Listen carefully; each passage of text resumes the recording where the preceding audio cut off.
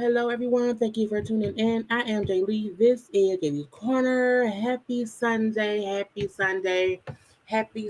to everyone. Okay, thank you to those who are watching live. Also, thank you to those who will end up watching the replay and stuff.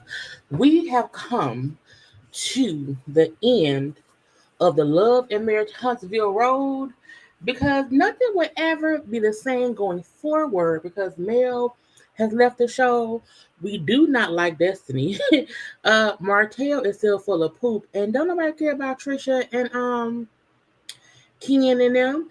So I don't know what's gonna happen next season, child. I told you I'm gonna peek in once or twice to see what they do in the beginning, but I feel like nobody really cares or is like anticipating next season. You know, I barely did a new thumbnail. Okay, barely. Okay, and the fact that I was like, child, do we even care that much? But I'm gonna go through part 3 of this reunion, and y'all gonna enjoy it one way or the other. Okay. It is a cold, snowy day here in Michigan, so I hope wherever you are staying warm and staying safe and stuff. And I also hope that y'all can hear me because I hope the sound is working or whatever. But hello to y'all that are here so far. Please stay warm, okay? Yeah, winter in Michigan is horrible right now. It is the cold part of our winter where nothing melts. So the snow we have will be here for the rest of the month. We can just hope and pray that snow plows clear the roads. But hi to y'all. Hello to y'all. Hello. Just shoveling snow for no reason. I refused to clean my car off yesterday. I said I would do it tomorrow when I got to go to work, because it's going to snow some more today. Now, luckily, I don't think we get more snow this work week, but it's still cold as hell. Okay, it may be like 30 degrees outside, but it feels like it's 10 degrees outside and whatnot. Okay, but hi to y'all. Okay, the world is always on someone's shoulders, and I feel like it's probably on Mel's. I don't think we're better. You know what? I'm here where I'm at. Hey, y'all. Okay, I just put on my headband and put on some lipstick. I was in my around the house dress or whatever. But I said, girl, get you some, get together. I don't feel like the show will have the same support, the same viewership, or the same anticipation as it had before. Not because the rest of the cast are POSs or because they're not like worth whatever. They don't give anything, so it's hard to have a show that's relied mainly on one or two people's storyline to be the forefront of the show, and then that person not only chooses to leave, but lets everybody know it's been some fraggle knackle bull stuff going on this whole time. Mel, who did her live uh the week before part one of the reunion, letting us know what had happened, and then her quitting, before the reunion aired, changed how I think people look at the show. Now we still have folks who don't like me, who don't care, but I also feel like you can't negate the fact that she has been the show for a long time. You know what I'm saying? And I was like, child, it's a whole bunch going on. I think they did another edit because Tony was supposed to be on the last one to go hard to Mel, and having her come out as surprise just was yeah, I'm gonna get into that in 1 second as well. I seen people doing one. It's a catch-22 for me with people who are not on the show doing lives about the show. I feel like I don't care. You know what I'm saying? I feel like I love Marcus, who's Mel's brother, trying to, defend his sister. I didn't watch his live. I ain't gonna watch Wanda's. I feel like Wanda is a delusional, flawed, deranged old woman from the down south, down in Bessemer, Alabama. I feel like she is a spawn of ridiculousness, and 93% of what Wanda say is a bunch of BS. So I refuse to give her attention like that. I feel like it's just stupid. Marcus defending his sister is great. Wanda trying to defend Marcus defends Mel because there's no other male, and there's no other MALE to defend Melody. So he speaks up for his sister because, you know what I'm saying, that's what brothers do or whatever. I feel like Wanda trying to go at anyone who comments on this show shows her delusional, deranged nature of being a crazy ass woman from down there in Bessemer, Alabama. I feel like Tisha is a look. I don't want to go off so early, but Tisha is a definite apple from the tree of Wanda, and I feel like if she ain't smart about how she moves going forward, she will be her mama. She will be her mama.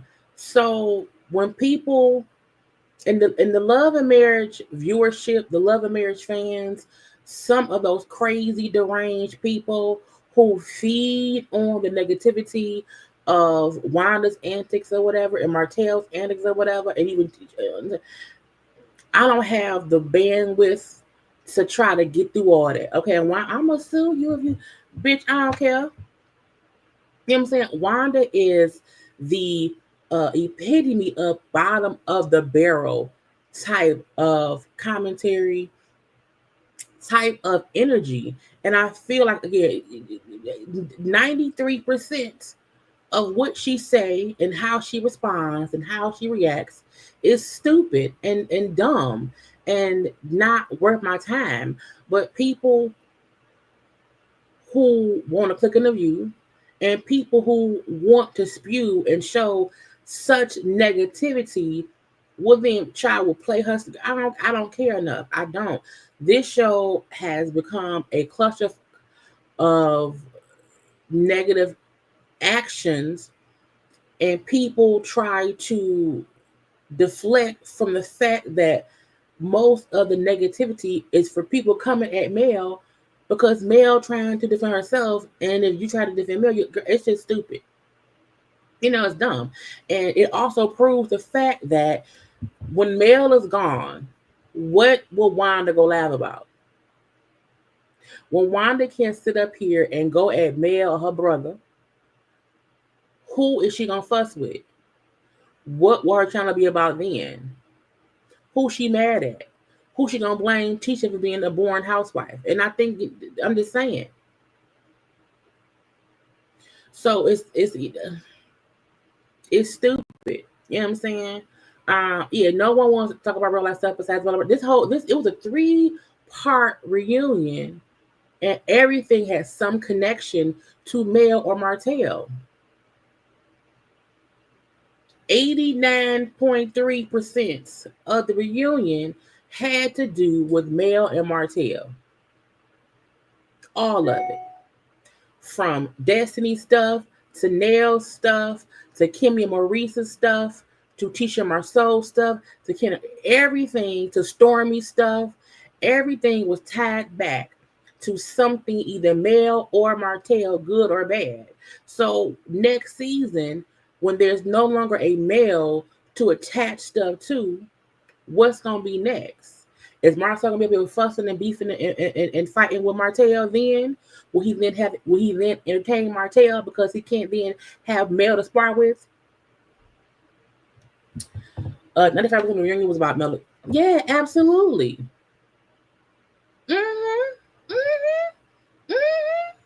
It's stupid. Wanda's nasty. Shirley Mae stomach paying for the funeral about Mel. And see, because I didn't watch Wanda's lies. I don't know what she said.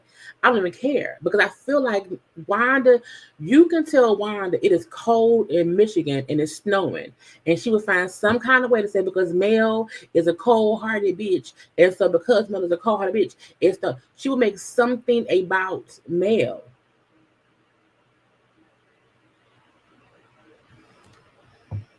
If your niece died, it ain't up to anybody except y'all to get things handled. Anything we're gonna get into that.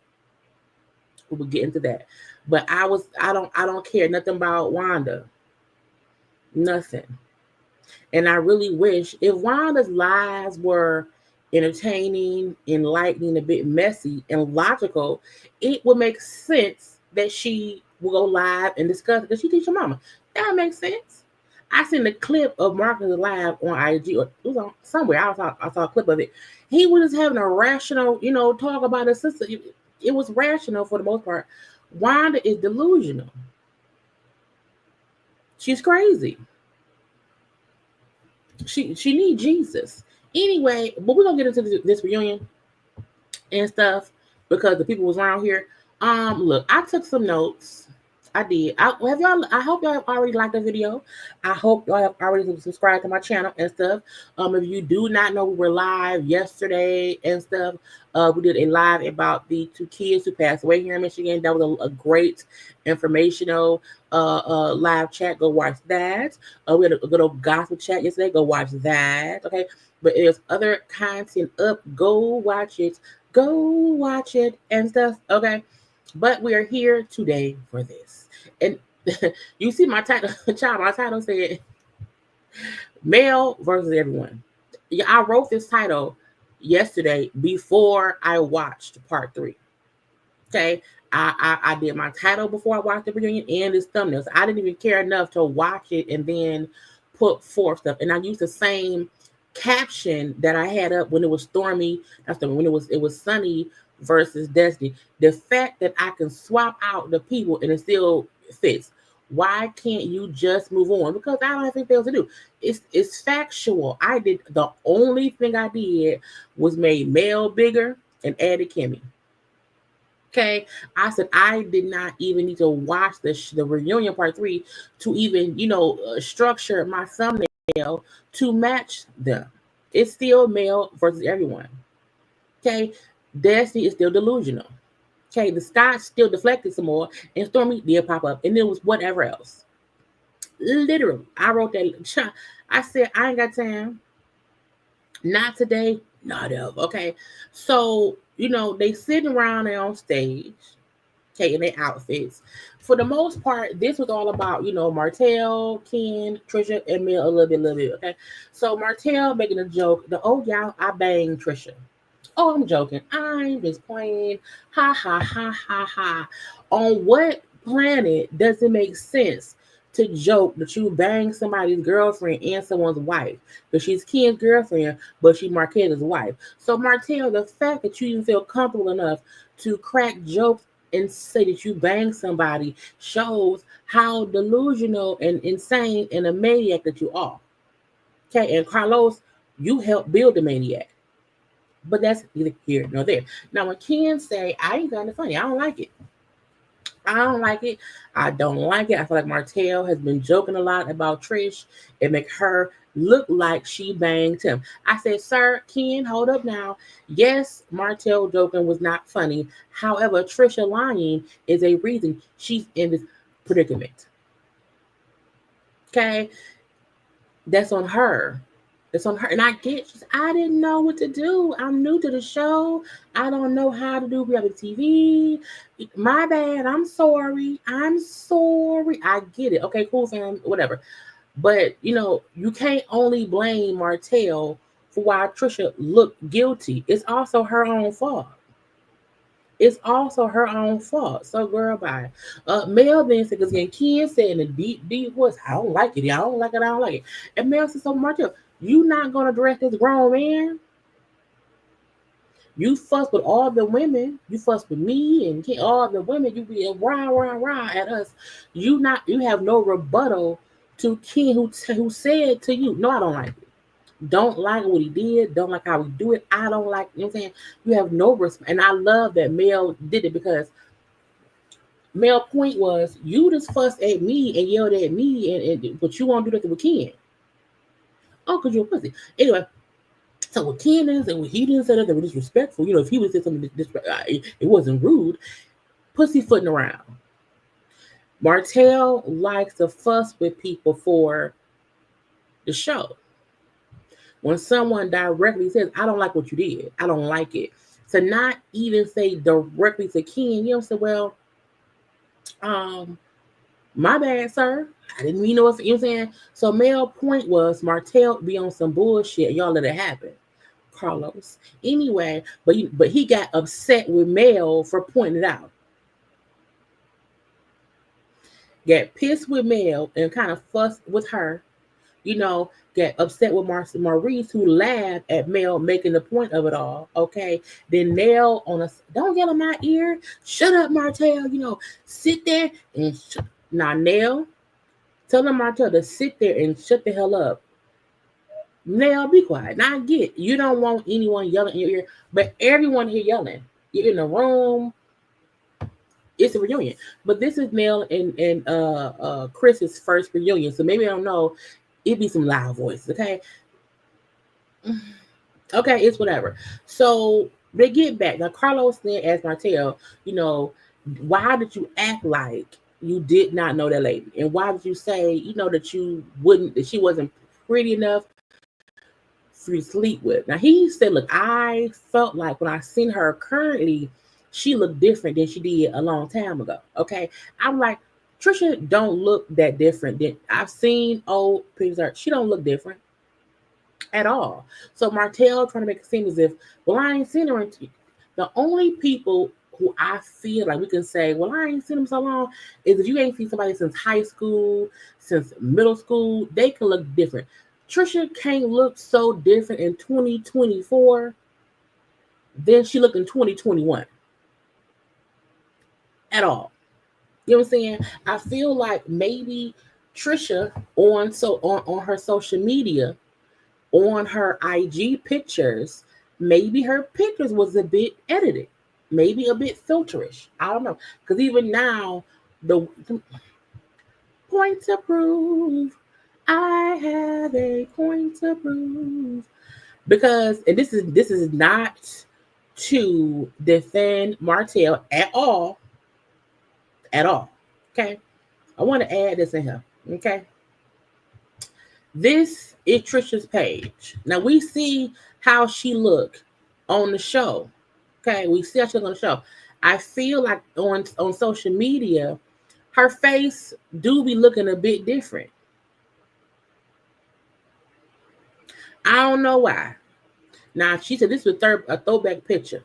Okay, throwback to me or whatever. Houston girl, I don't know, but I feel like sometimes just a little bit edit, a little bit filter-ish.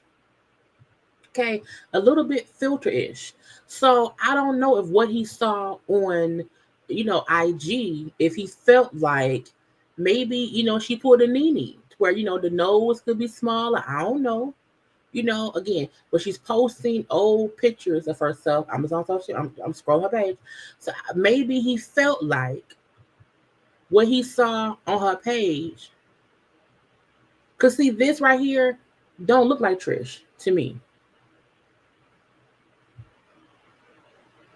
Okay, in the face, this look a little bit different than Trish, than what we saw on the screen. And Trish is a beautiful young woman. I don't want anyone, y'all, just damn ice. I don't want anyone to get it misconstrued. Trish is beautiful. But I do feel like if you saw this, now this is from May of 2024. This face do look different. So I don't know what face she had. Now this looked more like her in the face. Again, that's why I say she looked great with black hair. But I'm just saying, maybe, you know what I'm saying, what he saw on social media isn't, and again, and this is the stuff from 20s, like this child, this is from March. The face look a little bit different. Like that look, this person looked like this could be her sister, maybe cousin. Okay, let's scroll all the way down. Let's see if we can find some old stuff. Let's see if there's anything on here from 2020 or 2021. Just want to see. Because again, Martell saying she looked different from when I seen her, to what she look like now. I always want to see. Now see, okay, this in 2019. She look younger. A little younger, okay. But I don't think facially that she looked any different. Not facially. Because again, her and Martell hooked up around 2019, 2020 because it was right when COVID hit. Okay, so her face don't look much different. Hair look different, but she don't. Okay, body is amazing, So I don't know. So Martell trying to say, well, she look different. Look different. I said, well, I don't know. Okay, so who knows? We don't know. Well, all I know is him trying to say, well, she looked different, than she did a few years ago.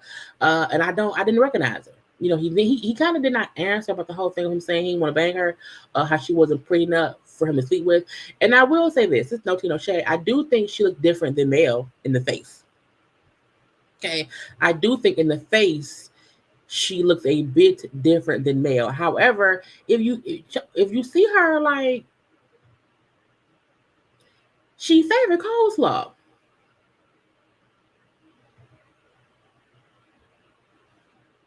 In the face, she do. Martell likes him some petite women, itty bitty women. And you know what I'm saying? He likes he's a type, but she don't look any different than anyone we've. She built like Sheree. Now this is for sure some kind of edit, child. Okay. So again, I don't know what edited pictures that he saw of her or that she maybe could have used. I'm not sure. But facially, she reminds me of Coleslaw. Her body is built like Sheree's. She's a very muscular, beautifully shaped woman. But I'm like, she don't look so different that he had no clue of who she was, in my opinion. Okay, and y'all, most of her, all these, you see, they all not. Again, I don't know this face. You know what I'm saying? Because this is around, y'all think this is around September of 2020. Y'all think this when she went to Martell house? Because they say it happened in 2020. So this is around the time that she would have been going over to that man's house, and he said that she looked different in person of 2020. So when he said, when Chris and them said, because Mel then asked the question, well, Chris, did Martell really come to you and ask you about some women at the gym or whatever? And then you said, Trisha around here or stuff. Did that happen for real? Now you hear Martell tell Chris, don't say that, don't no, ignore her. Ignore her. Nell then said to Chris, don't ignore shit. Tell the truth. Tell the truth. Okay. And so Chris told the same story. I was in the gym. I was on the phone with Martell. Okay. He did ask me if there were any women, and I said one just walked past, and I gave him her name. And then he went upon himself and stalked her, looked her up, DM'd her, and then things were from there. Okay. So, so technically, if this would have been what he saw on her page in 2020. Okay, he would have saw these pictures of her around the 2020. Okay, and so and around that time, I feel like Martell was already in shape. Okay, so why would Martell, who was already he was already a gym rat, he was already in shape, he was already the clothes too tight for him. Why would Martell go look for a female woman trainer to help him work out? Anyway, Trisha says how, well, Frank, when I didn't do any of that. That wasn't what it was. What had happened was, he did hit me up. Because Carlos asked Trisha, like, so you went to a married man's house? A married man's house. Well, I didn't know, I didn't know nothing of whatever. I'm saying, look, he sent me an address. I thought we was going to the gym. Because when I thought the address was a very good neighborhood. I felt like they had a clubhouse. Okay, it's a clubhouse type of community, and so I felt like the address was his house. Yeah, we wasn't gonna be there. Okay, I thought it had to have a gym, right, Martell? He said, well, yeah, we had a clubhouse. But Trisha being a trainer during the time of the COVID and not specifically asking a strange man who wants her to come to his home to train him. And she did not once ask him, do you have a home gym? Do I have to bring any, equipment for us to work out with? What do you want to tone up? Do you have barbells? Do you have a weight bench? A treadmill? What do you have? You know what I'm saying? The fact that she was saying, well, I thought they had a clubhouse. I mean, y'all didn't discuss working out, because that would have been a part of the conversation. If a hairstylist is coming to do a home hair appointment, is your water on? Do I have to wash your hair at your house? Is there an accessible sink? Okay. Or am I bringing all my own things? I feel like that don't make no sense. No trainer comes to an address and not have some idea of what's going to happen. If you are a housekeeper, you like my housekeeper, when she comes, I'm like, do you have your own stuff? She's like, yes. I said, but you have the conversation of when someone's coming to your house to do a service, you have to know the tools that I need to do the job. Do you have them, or should I bring them myself? If I bring my own equipment, it costs more money. The fact that anyone asked her how much did you get paid? Well, you pay in cash, a credit card, a money order, food stamps. How did he pay you for coming to his house to work out with him? And since you went there, y'all did not work out. Did he get a refund? Was he charged double? What happened? Like how much you charge, Trisha? Like how is those questions I ask? But her trying to point out the fact that, well, I thought it was a clubhouse there to use to work out at a gym. Meaning you didn't ask any trainer questions. Okay. And then not only that, let's move off the fact that eventually the story became he hit her up to be his trainer. Y'all do remember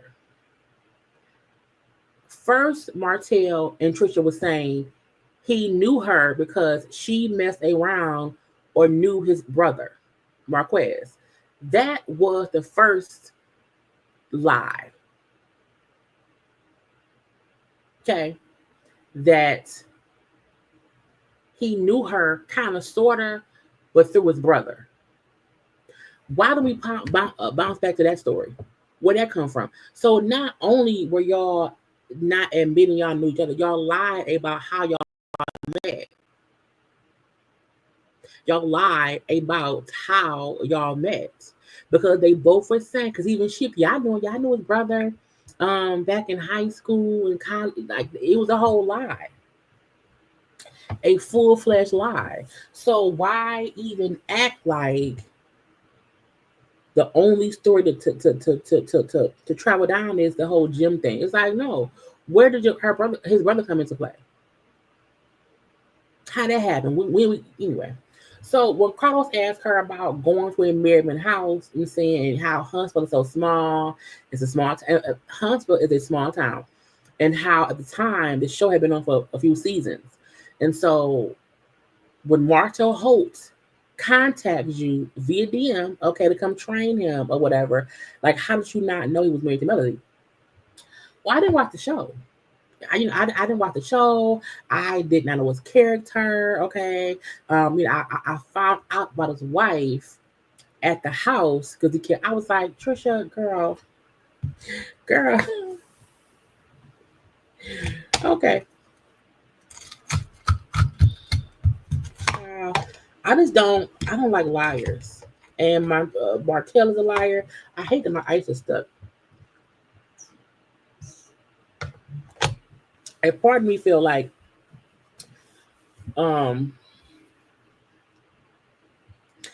even if she never watched the show, I feel like people kept talking about in Huntsville, because Huntsville is so small, everybody was talking about Martell and Mel coleslaw because of how much it was like buzzing in the city.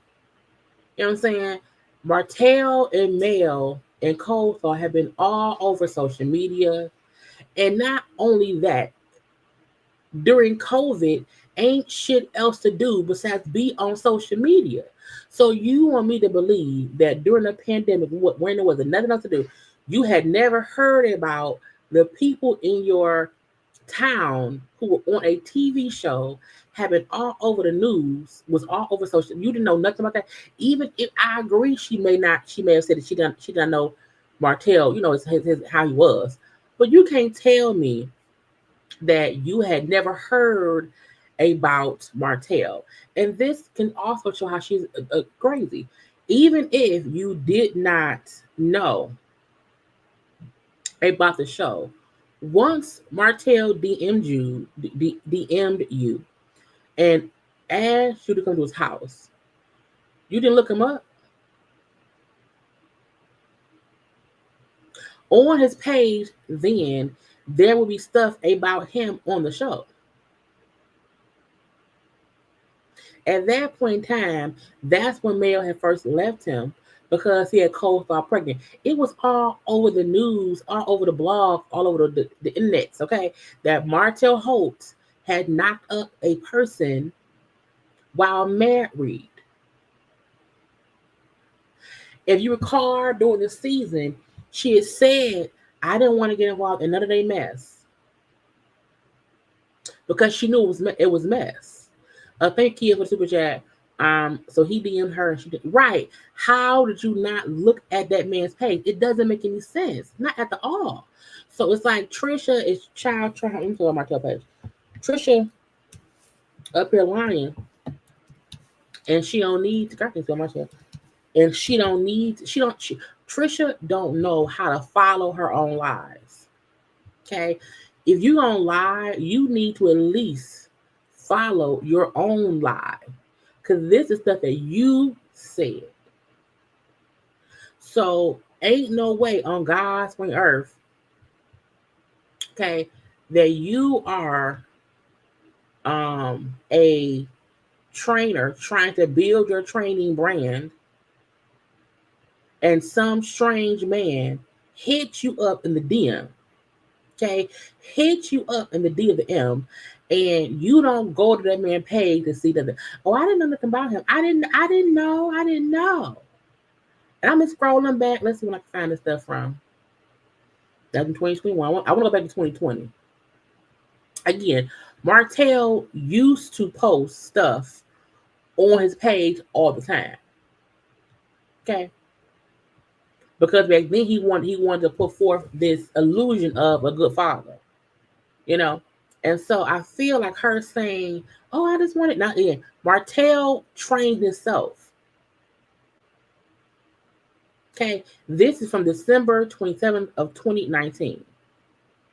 Okay. He the house. This is was he and Mario together? I don't know.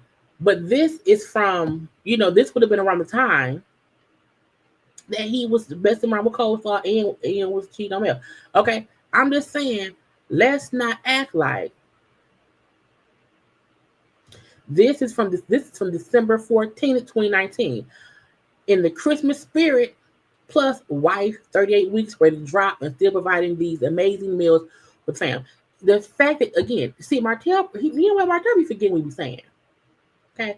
Because my amazing wife, she pregnant, damn if in the pop, and she still at my home. So I know I was speaking to you guys a few days ago, about the guys out here installing them. So this is it. You wrapped every column, which I think is very beautiful. It's very beautiful. So this is it. Whew. Because remember, y'all, they were because Mel thought we were a happy family. A lot of you guys showed out too on the baby shower a few days ago. We opened some stuff, boxes everywhere. So thank y'all. Thank all you guys who came out to the baby shower. About 120 of y'all. Thank y'all. Amazing. So, babe. Yeah, what are you cooking? I'm posting this too. Oh my gosh, it's nothing but chicken, broccoli, and cheese bake. Chicken, broccoli, and cheese bake. What are you making with that? Some rice and bread. Let me get you. You ready to drop that baby? That's Mel pregnant with Sugar Mama. Yeah, I'm ready. You ready? Because I feel ready. Oh yeah, I'm ready to. I'm put on a couple of little pounds. Are you still feeling tired? Yes. You know how you be whenever your spouse pregnant? Yes. Tired, gaining weight? Right. I picked up like 2 pounds. Boss baby, get back in the room. You're on punishment. Yep, get back in there. So I tell you. What else you got to do? All right. Oh, you just now starting this, huh? Mm-hmm. What else we gonna have? Wasn't Martell also saying that Mel wasn't cooking for no food for him, and she wasn't doing? Child's 38 weeks pregnant. Some percent. All right, cool. Mm-hmm. Well, we are gone. You gone? Yeah. It's so funny coming in here recording. What's up?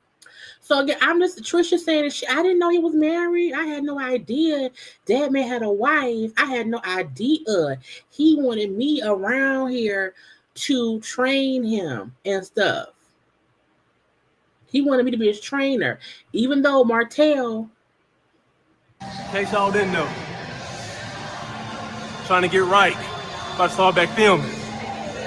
We got 315 right here. No play.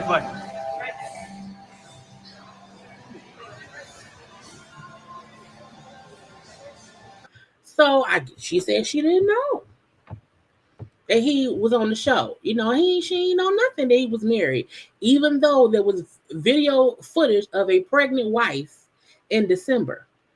There's footage of him in March of 2020. Again, this is right when COVID hit, probably right before stuff shut down. So, Martell, who was tough and buff, okay, with no afro puffs in the gym working out. So why would he come around here saying he need you to train him? That's all I'm asking. And I didn't know he was married. I didn't, girl. Okay, okay, okay. Sean, what is this? Martell, what? Martell was at the Rock Nation brunch in 2020. I don't know. Maybe I don't know. My point is, ain't no way she can say that she didn't know nothing about that man. It's on his page. He don't need no trainer. Anyway, girl, still on that man page. I said, I didn't even know that. That was nice. But again, this whole thing about him, you know, her not knowing. Day, the kids and I, we taking a little walk on some trails today. It's a very hot day.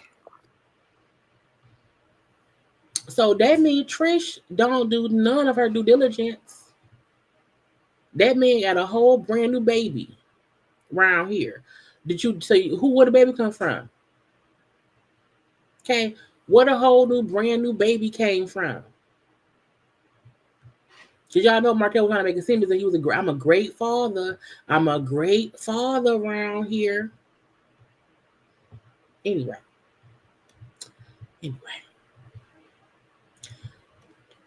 Trish and Martell up here lying.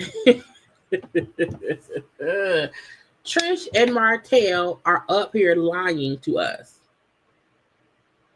Okay. A full-on lie. Because, girl, bye. Again, I don't know what happened with them people. I don't know what part of his body touched hers. What I do know is if you want to be a credible trainer, the fact that you don't do no due diligence of your own to see what's going on shows girl bye, okay? But he told me I found out about Mel at the house because he was talking about his wife and blah, blah, blah. Now, when Carlos asked Ken, do he feel like Martell set Trisha up to look like a whore, okay, a loose woman, okay? I was like, Trisha did that.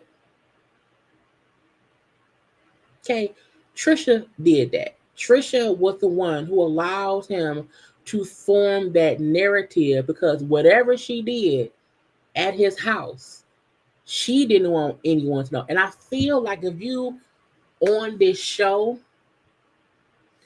eventually you had to realize, dang, the star of this show, I've been to his house. I trained him that one time. That will be a point of, that's a connection. They would not, girl, yeah, I used to train Martell. So Trisha made it look like she fucked him and they were trying to cover up the relationship. She did that by not just saying, I trained him a couple years ago during COVID. That was it. That was it. It was her fault. She allowed Martell to put her in that box because she went with the lie. She went with the lie, okay? And when Ken said, in my opinion, you know, no guy asked their guy friend about, you know, women at the gym who look good and then stalk them, DM them, and invite them over for no reason. You want to fuck. Even if y'all did not fuck, you wanted to. Because you didn't ask Chris about, hey, who there can train me? You asked, what beautiful women is there? I mean, you were looking for someone to look at, to be with, to hump on, to hunch dates. Girl, anyway. So Carlos did ask about Trisha and Ken's big fight at the end of the season. Ken saying that Trisha loves to play tit for tat. She loves to say things that piss him off. She loves to toss low blows. I was like, why would you want to be with somebody like why I would not want that person as my person at all. You know what I'm saying? I don't understand why Ken saying that it made him look dumb because you know that she seems to be a bit petty. You know she seems to be manipulative. Okay. You know she will say things to push your buttons to pitch you up. Why would you say, well, I know she did it to just, you know what I'm saying, to make me mad, you know what I'm saying? It's why she be pissing out. Who does that? Who now first of all, separate from that, okay, Trisha, the moment Ken brought up that you and your kids will be broke and need money when he's gone would have been a deal breaker for me. Because Ken trying to point out what she said to piss him off. You put her kids in it. You put her kids in it. You want to say how bad she is and how she played tit for tat. You put her kids in the situation to where you're saying her kids will suffer without me. What you meant and what you said was she can't fully pay for her kids without me, because when your kids is needing money and they struggling, then it come for me. What? Okay. But again, if Trisha wanted to at that point in time ignore the fact that Ken told her, bitch, I'm your money back. You can't afford life without me. You or your kids. If she wants to ignore that, and again, I always say, I don't trust anybody who tossed in my face what they did for me when they're pissed at me. That means you was waiting to throw that in my face. You didn't do it because that's what had to be done. Child, anyway. So Ken then say, at the end of the day, you know what I'm saying, he felt like whatever happened between Trisha and Martell happened before him. Okay, but she kept lying about it. And so, but I trust her. I know she keep lying to me, and she lied over and over again, and she kept lying and then changed her lie. She would lie and say one thing and then change that lie into a different lie. So yeah, she kept lying to me even off camera. Okay, but I trust her. Ken is stupid. Okay, Ken is like a they have a like this. I'm glad I caught myself. Ken is a caveman who don't know shit. He can lift up rocks and run fast and pay for the smoothies. Okay, that's Ken. Ken is also a tit for tat. Ken is also a low blow hitter because you hit her low with her kids. And that's some bullshit I've ever heard it. Don't tell me my kids gonna be broke without me. What?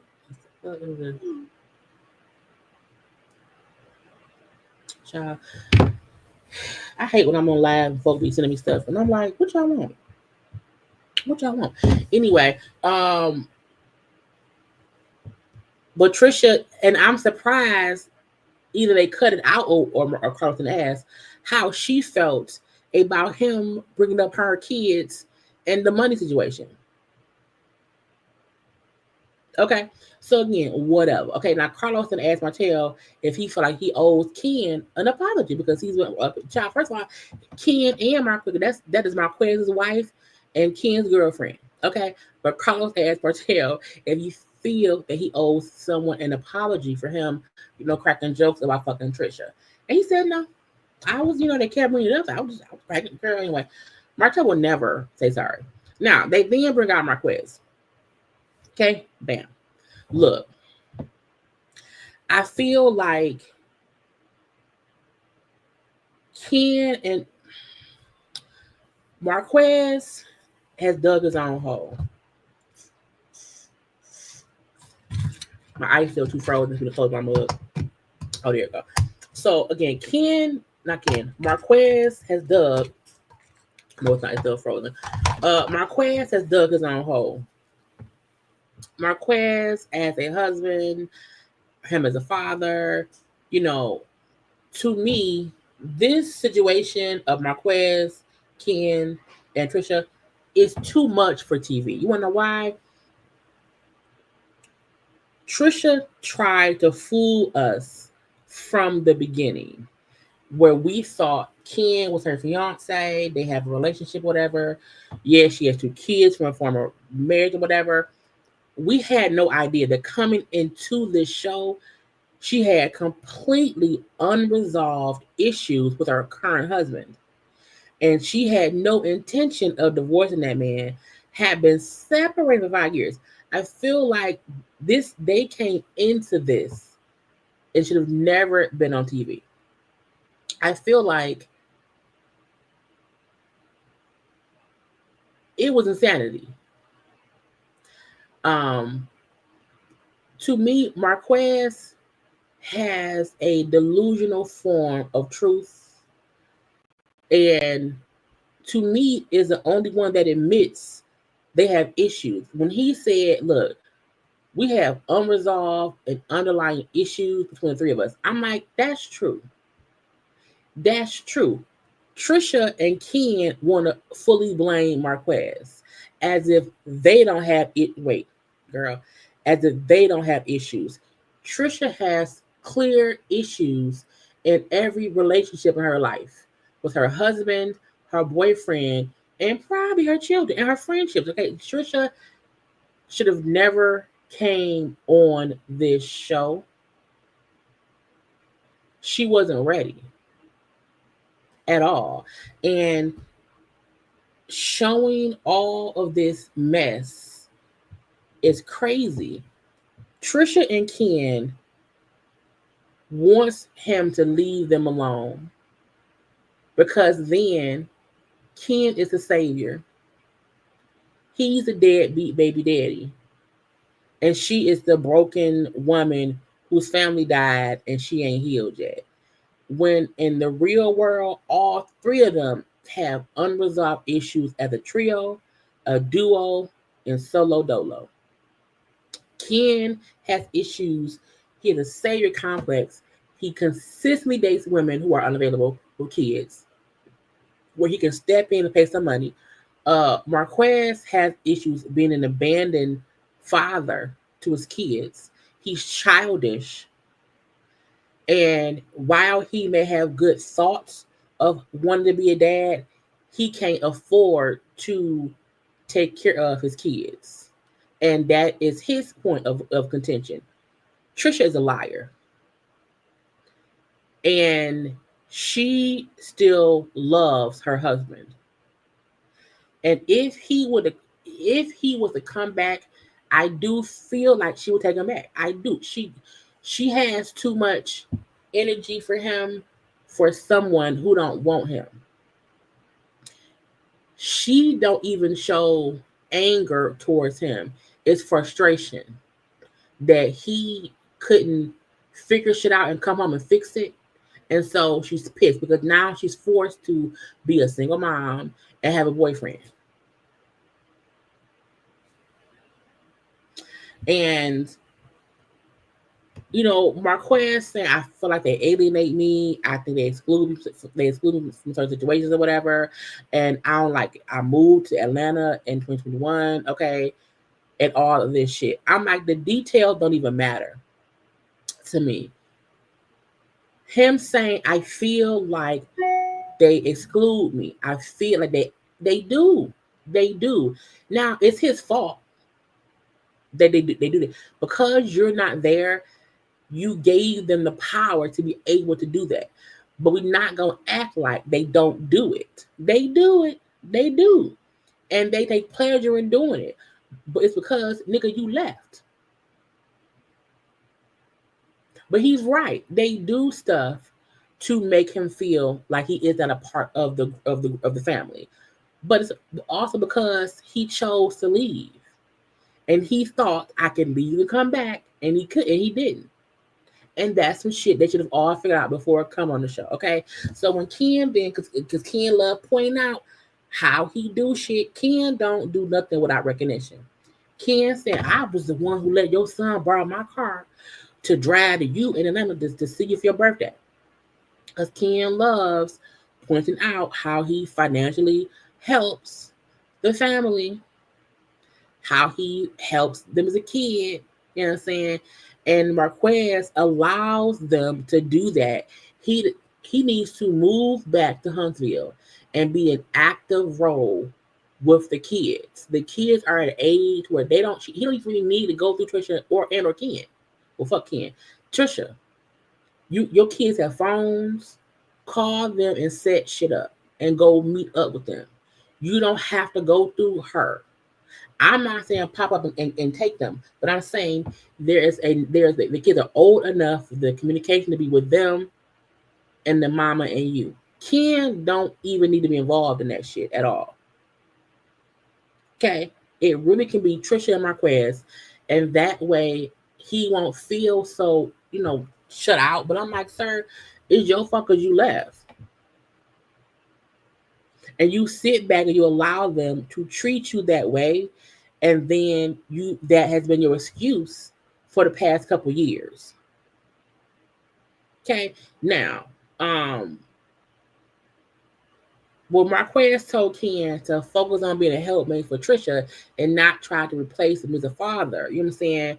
Because that's how he feels. That Ken is trying to erase him as a father and be their daddy, and he don't like that. Okay, and Ken, well, that's what men do. We provide. Whatever. Okay. Now, I'm gonna say this. I do feel like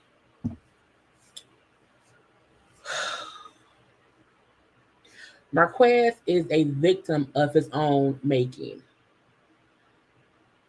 Trisha and Ken just use that as more tit for tatness to make Marquez feel like more shit than what he deserves. You know what I'm saying? Trisha and Ken absolutely uses every time they can to gut punch him. And because I think it hurts his feelings, when they gut punch him, he kind of retreats. So at one point, Marquez said, look, because Ken called him a bum. Ken said, you're a bum. You're a bum. You borrow money from your son. You're a bum. And Trisha just smiling and laughing and stuff. Again, when Ken said earlier that Trisha is a tit for tat, low blow person, he is too, and they do it together at Marquez. Again, I'm not saying it's not because of what Marquez has done or not done. What I'm saying is Trisha and Ken are not trying to make it a co-parenting, cohesive situation at all. And the part to me that made absolute sense was Marquez saying, look, you still can't erase the 14 years I was a father. And this is why I'm gonna say that. It seems when he was around, he was a dad. When they were married in the same household, he was a dad. He was a bad husband. Him and Trisha were not great together as a couple. But it's not as if his kids don't like him. So I understand him saying, Trisha, you can't erase the 14 years I was a father in the house with the kids. Meaning the past 3 years, I've been a deadbeat. He's absolutely been a deadbeat since he moved out and moved to Atlanta. You know what I'm saying? But I get him saying, let's not try to act like the first 14 years didn't happen. And now Ken been here for 2.5 years, and now I'm just nothing as a father. But Marquez, you need to get up off your ass and get your ass to Huntsville and be a father figure. You have to stop being the victim of your own situationship and get your ass in there. So it's a catch-22.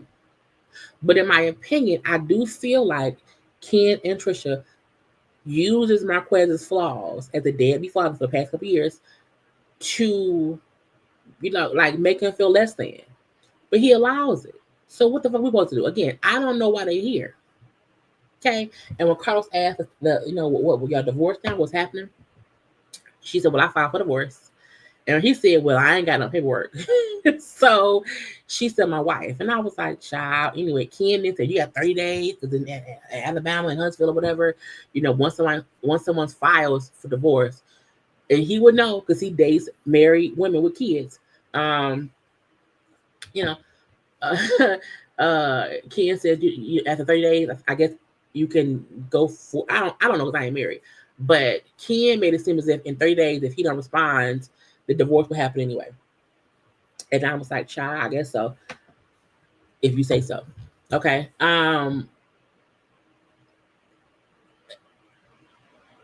The kids are the ones suffering. Period.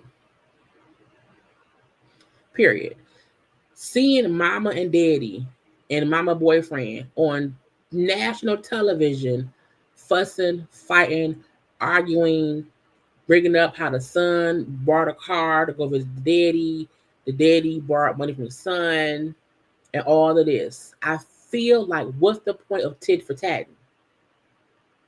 When the truth is, y'all have unresolved issues with each other. And y'all are all up here tossing daggers at each other. And y'all all are the same. That's y'all narrative. So Ken and my issue be with Ken, because Ken trying to make it seem as if he don't do nothing wrong. It's all Marquez. I'm like, no, it's all three of y'all. It's Marquez, it's Trisha, and it's Ken. And the sooner y'all all stop pointing the finger at whatever, you can possibly start to work shit out. But that ain't gonna happen if whenever he's around, y'all toss daggers at him based on what he has not done in the past. We know he left. We know that. However, if you keep fussing about that, when he's around, it's gonna be uncomfortable for the kids because they know it's gonna be a fight. And who has time for that? Child, no one. The divorce to me don't even matter because you been fucking Ken while you was married.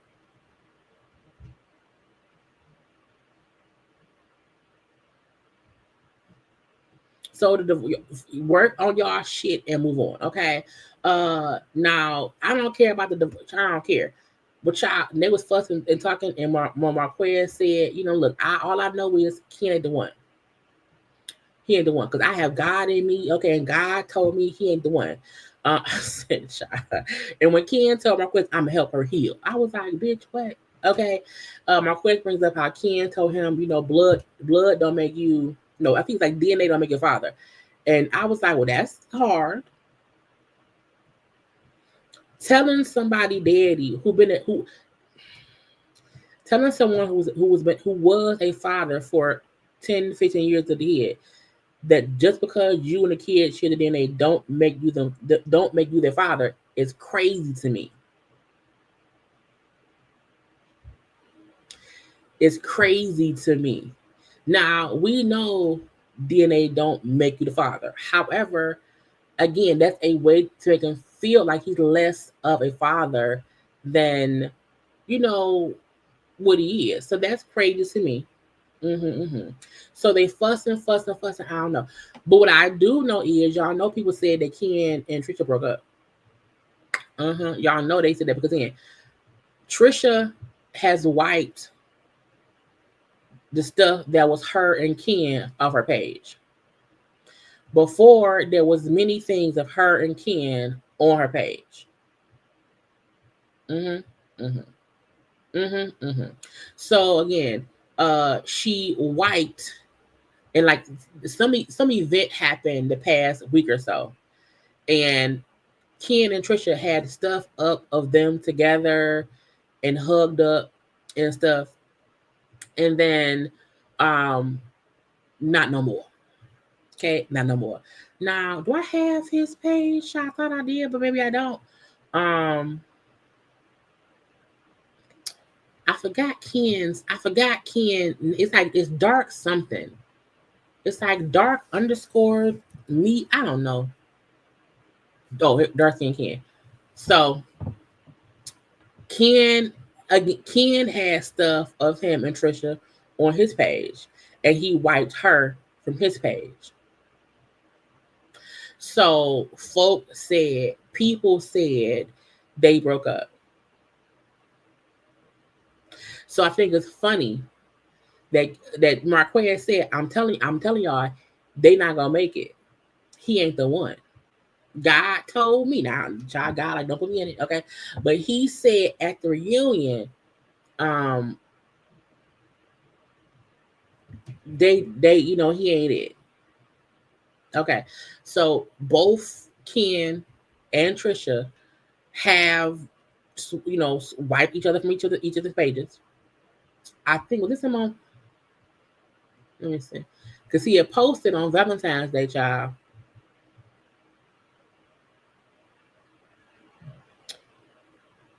He must have taken it down. He had posted like a little Valentine's Day, happy Valentine's Day. But again, it did not show Trisha. And it seemed a little bit petty. Okay, so I don't know. But they said they're not together no more. So it's not that it's funny, ha ha ha, but I do feel like, y'all had all this energy. This is the thing. If it's a stunt in the show, that's even worse. That's even worse, because why do any of that? Like, first of all, they not even popular enough on the show. Like, no, they're not a main couple cast or whatever. You know what I'm saying? So I feel like if they are trying to do stuff for attention, it's stupid to me, because no one is gonna watch the show for y'all. No one. Okay. Yeah, crash out merchandise. So we shall see. When Carlos then asked, what's that man's name? Marquez, if he has a crush on Melody, if he wants to date her, he was like, no, I have like admiration for her. I'm saying I want to work with her on a business level. Okay.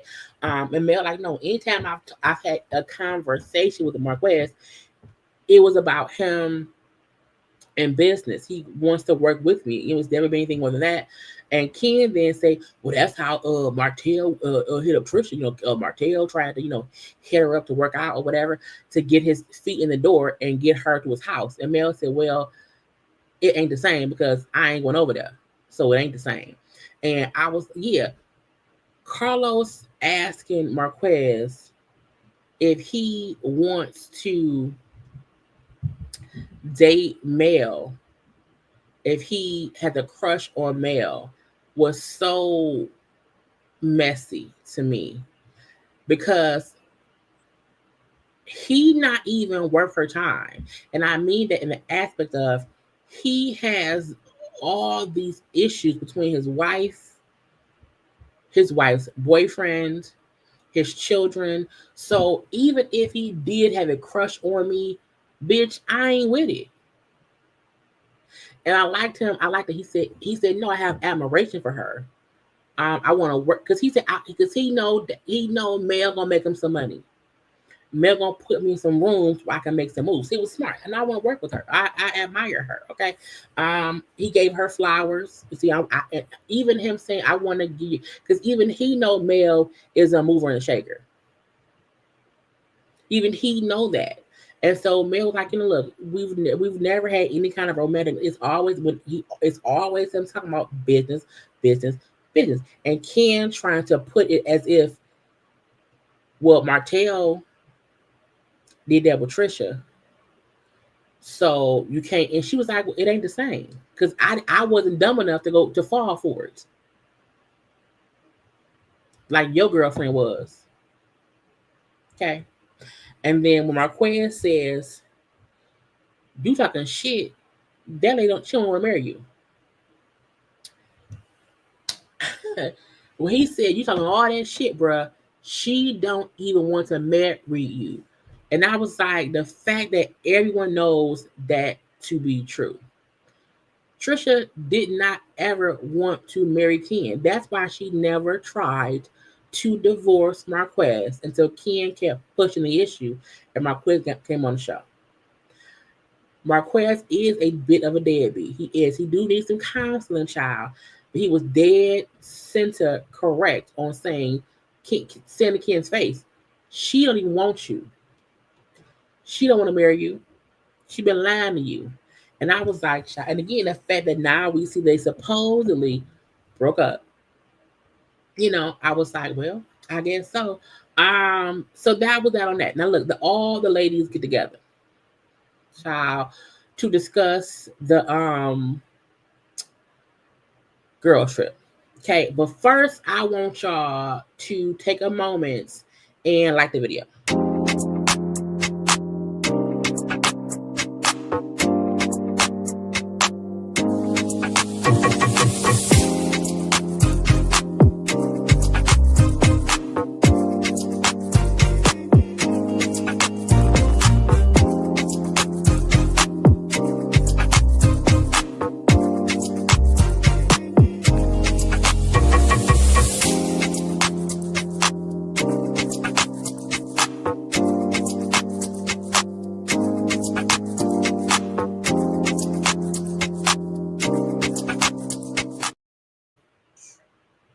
And we're back.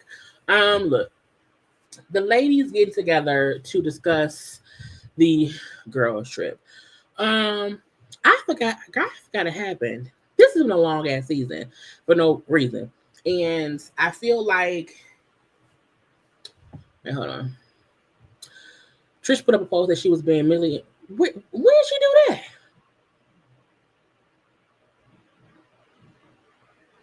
Child, you know what? I don't know, but we won't know because I ain't gonna care. I don't care that much.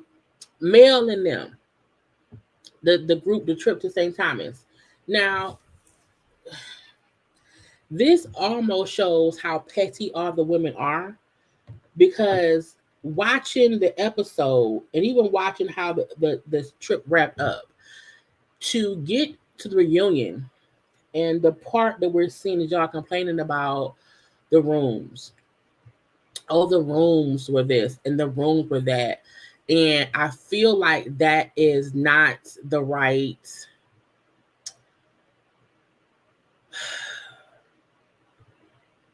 notion, considering y'all seem like y'all had fun.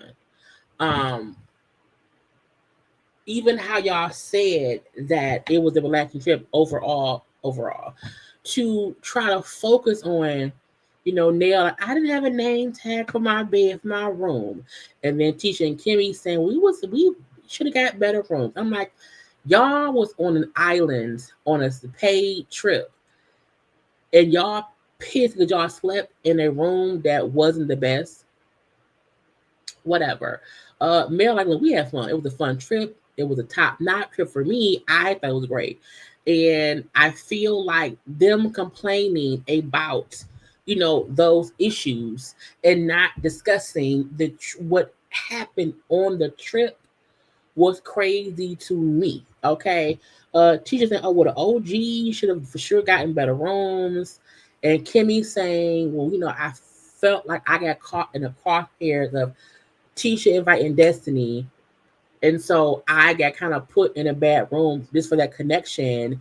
And then her bringing up how, we filmed in Mel's backyard for nothing for this show, all because Mel wanted to be on a TV show, all because Mel wanted to pursue a TV show. So it felt disrespectful. I was like, I feel like complaining that when the show started, that Mel started a show for all y'all. And in the beginning, when y'all weren't getting paid nothing, and was doing it because Mel wanted, you agreed to do that. So y'all being OGs and what happened, during the preseason of one or whatever, and how things are now, how divided things are. Y'all ain't cool. And again, the room y'all had, to me, wasn't like horrible. They just weren't the best room, but you were still in a beautiful villa, pool. It wasn't as if you were confined to that room. You slept there. Was the bed comfortable? If the bed was comfortable, what does it matter? Because when you got up, you have full range freedom of the whole house. You know, and you can't act like y'all not how y'all are. Someone was gonna have to be in those rooms. One person would have to be Destiny. Okay. Tisha is who invited her. Okay. And Kimmy, that's your sister-in-law. So I feel like, the dynamics are what they are because of how things have transpired over the years. So yeah, and male friends offer, hey, y'all, we'll offer, y'all said no because y'all spiteful. So trying to make it seem as if y'all have suffered and y'all scratch and survive, and y'all should have gotten better. Girl, whatever. You can't ignore how things are now. And where y'all were in season 1 as a friendship, as a group, as women, it's just not how things are now. The fact that Mel thought to have a trip and invite y'all too, she made sure everyone was there. Everyone had great accommodations. Y'all had chefs. No one was locked in a tower and could not go nowhere. The fuck. And when Mel's friends said, well, hey, we don't care, take our rooms, it's fine, y'all said no because y'all was being spiteful and y'all wanted something to complain about. Okay, so when Karla asked Nail about commenting, saying Mel, thinks she's a queen, or Mel thinking she's the best, or I think she's Jesus or whatever, and Nail said, it was a damn joke. It was a joke. Okay. But she said, I do think Mel, has a big head about, things or whatever. And I think, she do think she's the queen and no one can dethrone her. And I feel like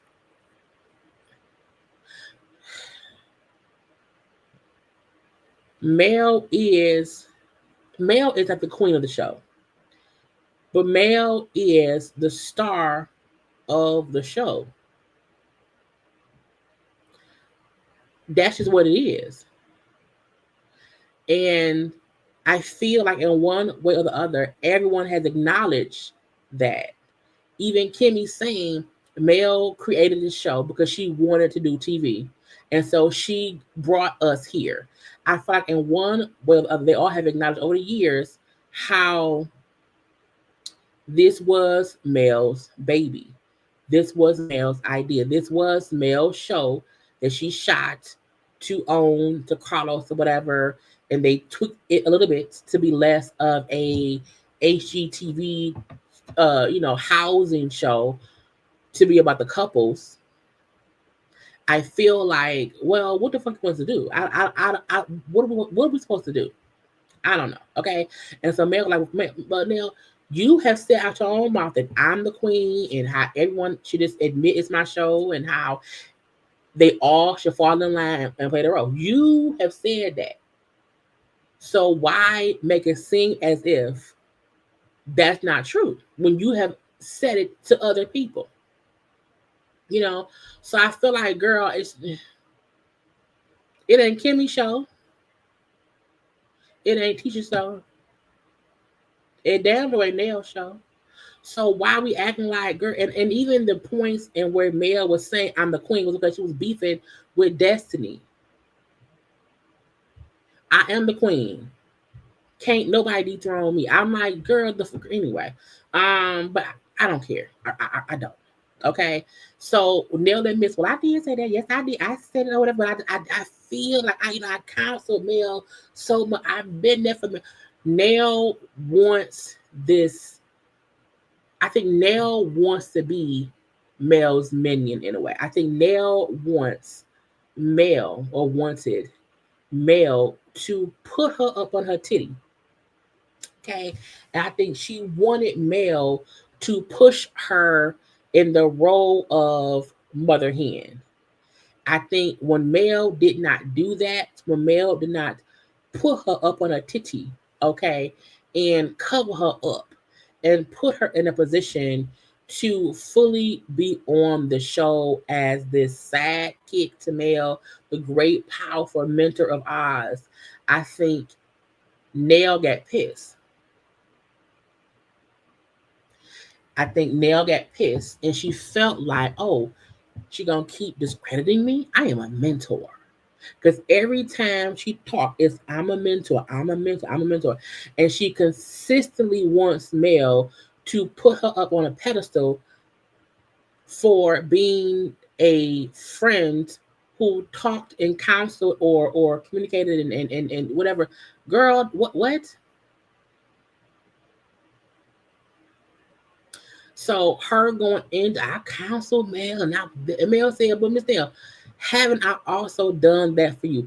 And the fact that Nell could not admit, yes, they've been friends counseling each other about whatever since they've known. I've only came to you once. It don't matter. When you can admit that yes, I've been a good friend to you too. When you only want the conversation to be about what you've done for someone else, that is insane to me. It's insane to me because Mel has never said her and Nell have not talked. She's never said that Nell has not gave her advice. She's never said that. What her point was, Nell is not my mentor. She's not my mentor. But she's never made it seem as if Nell was not in their life trying to help her and or Martell when they were going through the cheatation situation. She's never said that. She's never tried to make Nell seem like she wasn't a friend in her corner and talking to her. You are not my mentor. I have talked to many of friends. I've talked to y'all about stuff through the screen. I'm not your mentor. I have talked, and I've also had friends talk to me over the years about whatever it is I'm going through, they going through, or whatever. That don't mean any of them friends or that I am their mentor. I would never be pissed at my friends for not looking at me like their mentor. While there's because we've seen Mel say, I've talked to Miss Nell, she's always said that. She's always gave Nell credit for being around her and Chris. That's how we know her and Chris. Because Mel said they were the older couple talking to us about things. That's how we met Nell. But Nell wants the title of something that is not the job. That she's a friend.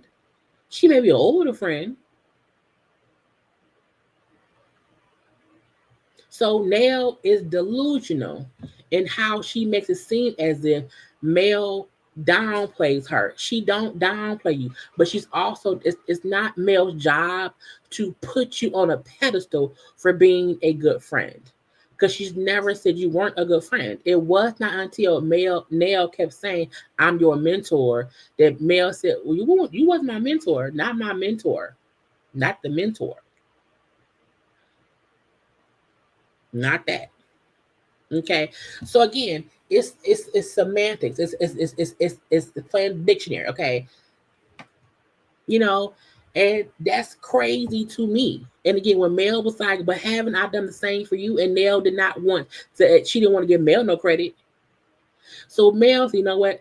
Nell, thank you. Nell, I appreciate you. And when Kimmy Ash tried to jump in there to deflect away from Mel, trying to give Nell what she wanted, Mel said, no, let Nell hear me. Let her talk. Because Kimmy, shut up.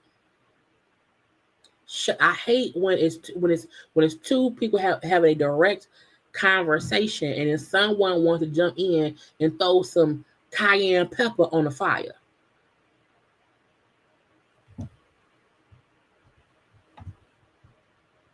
cayenne pepper. And so Mel said, no. I want her to hear me. Because if you talking Kimmy, she can't hear me. Nell, thank you. I appreciate you. Okay. I hate that me saying having my mom, my God, and my kids works for me. I hate that offended you. Okay. I apologize to you when we sat and talked. Thank you. I appreciate you. So now Nell can never say her and Mel ain't address it. If she's still pissed off, Nell wants a moment. Okay, a moment. Can women in their 30s have friendships with people in their 50s? Yeah, absolutely. Absolutely. I feel like yes. I have family members who are older than me. They're not my mentor. We cool and we can sit and chit chat, but they're not my mentor. Even there are people, if you are in that, if your friend group has different ages, yes, absolutely. A mentorship to me is specific to you trying to really help and guide me in life. And Nell only came in with her and Chris because Martell was cheating, and Martell was trying to get them to help Mel stay.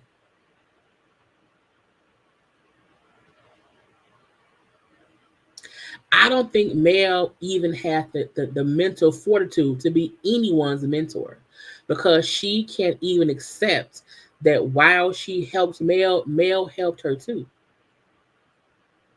Mel counseled her too. Mel talked to her too. So I absolutely think that people can have friendships at different ages. I feel like if all of your friends are only your age, you're gonna need somebody older and wiser. Be that a friend, be that your friend's aunt or whoever it is. I think absolutely a mentorship is a conversation of, hey, you have mastered this and I really want you to help guide me in life in this aspect of my life, and I need that mentorship from you. But when you're friends with somebody and they happen to be older than you and y'all have a friendship, y'all a couple friendship, whatever, and when the couples are going through things, you're not my mentor because you try to help me stay with my teen husband because you did. Because that's what Nell was trying to counsel Mel to stay with Martell, how she stayed with Chris. That's it. When Mel and Martell would go through things, because if you go back and watch the season where we first met Nell and Chris, Martell wanted them to talk to him and Mel to help Mel stay. But some folk don't remember that. You know what I'm saying? So, right, Nell don't have our own shit together. Nell up in beefing with Destiny because she was fucking Lance. Or I'm not fucking dating, hanging around with Lance. You know what I'm saying? So, girl, bye. But I'm happy Mel made a clear, concise statement to Nell. Thank you. I appreciate you. And so Nell can have no more issues. Not at all. Okay. Let's get to Mel and Destiny, child. I don't know how much longer, wouldn't know much because Mel put the show. Destiny has been beating the dead horse. Okay. Destiny has been fully beating a dead horse. That is her and Mel's friendship. That is her being this misunderstood pawn in Mel's games and blocky blue. I feel like Destiny loves playing victim. I think if Destiny is a victim of somebody else's bullshit, it allows her the excuse that her life is in a fucked up way because she's dealing with A, B, C, D, F, and G. I know what my ex-husband is a bad person.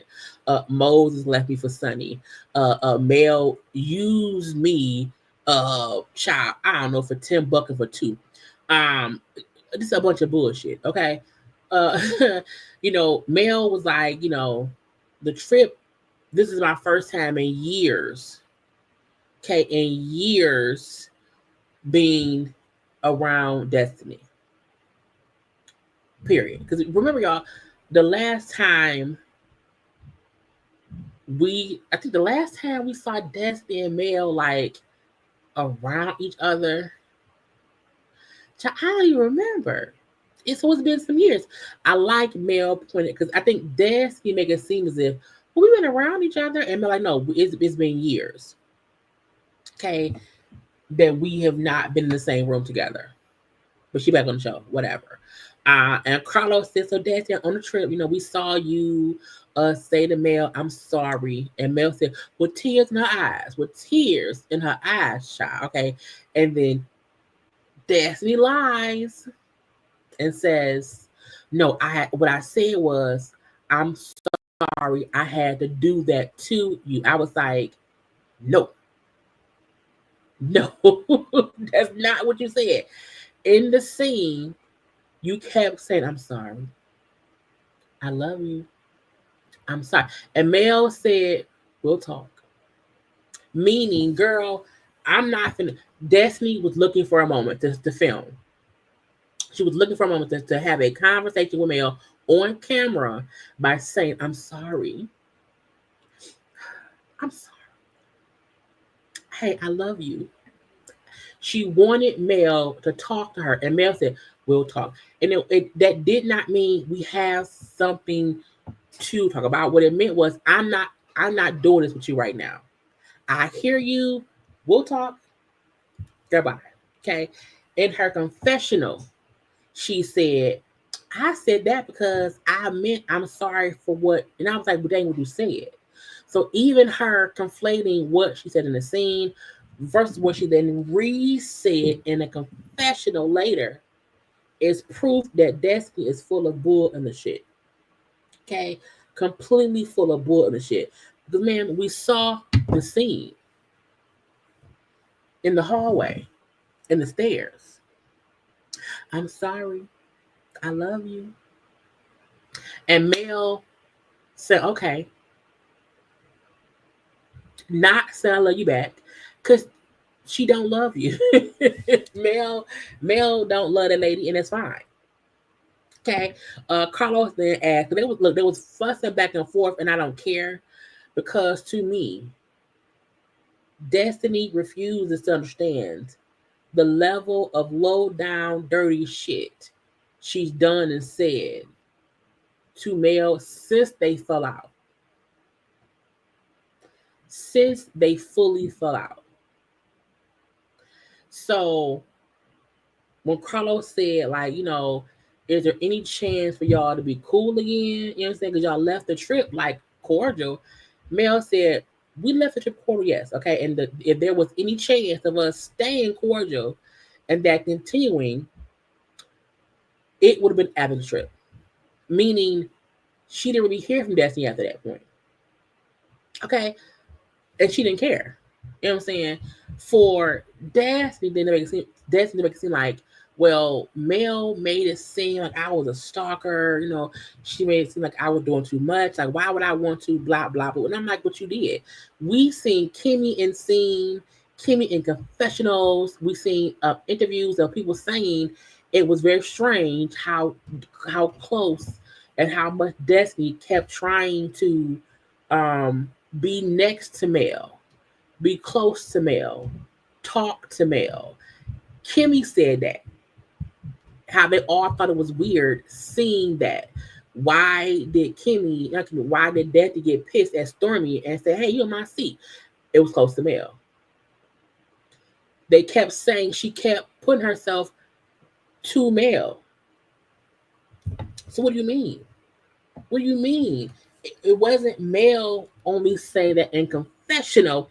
Everyone said, and Mel said, first of all, Every time I turned around, she was in my face. She was either sitting next to me, across from me. She kept putting herself near me, talking to me, whispering to me. Okay, it was a lot. For if I had not seen you in years, if we have not been around each other in years, we not really friends no more. And you are being so friendly.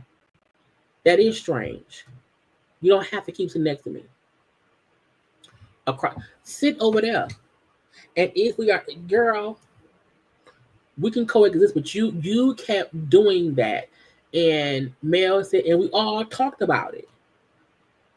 We all, and I'm like, Kimmy said it. She was like, it was. We was like, why are you so pressed to be near me? She was, and Mel said that was a lot. So it was a lot. I have not seen her, been around her in years. It's no secret we're not friends. And then even on the trip, she said that I was trying to teach Cold how to cheat. I'm on the phone with her. Mm. So even her acting like, well, Mel painted a picture of me like kind of you did stalk her on the trip. You did. The person you said tried to groom you. Okay, you did. You did, girl. Okay. So Karla was like, look, I guess nothing will be solved today, child. Because they kept fussing back and forth. Because Destiny refuses to understand. Bitch, this is a burnt bridge. There's a burnt bridge.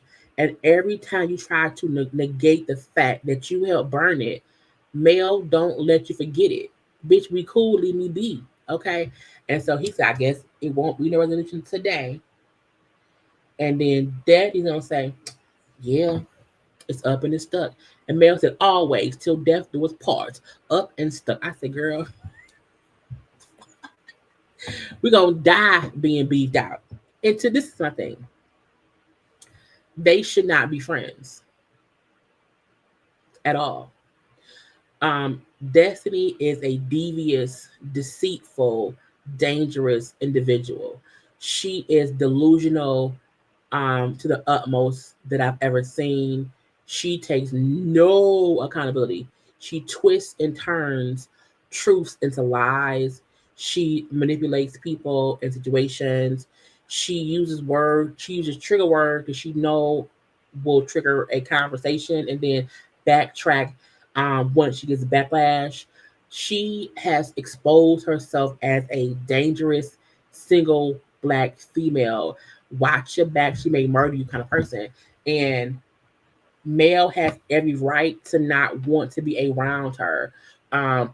Even I feel like Mel and Kimmy, even Mel and Tisha, can get to a cordial place of friendship in life. Like they may go have a dinner or two, okay, to celebrate whatever. I can see them being more cordially friendly in mutual situations, whatever, in life. And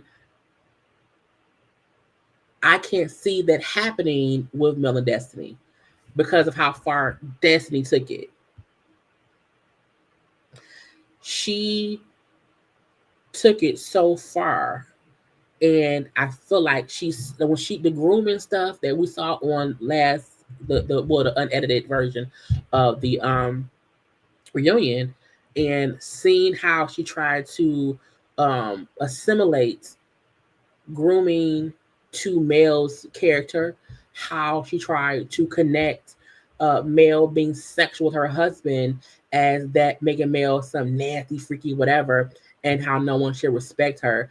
The way she tried to slut shame Mel for being sexual with her husband, while she had a fucking single married man who lived in Tennessee. Oh no, in Memphis. The way she tries to befriend Martell's people, be it Coleslaw, be it the Monique girl, be it Sheree, and then try to toss that in Mel's face. You can't trust Destiny. You can't. And she will use I was hurt, I was sad, I was healing, I was whatever as a reason she's a fucked up individual, but she is not a protected friend. Meaning once she feels she's a snake, she will bite you at any chance to save herself, even if she's only doing it for herself. Girl, you had no reason to do all of that grooming shit and point the energy to Mel and not Martell.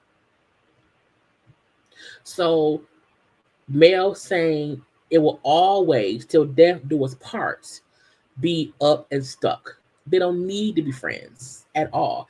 No one should be Destiny's friend at all.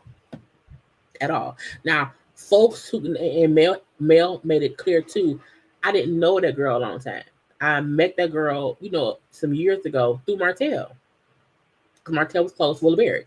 And that's it.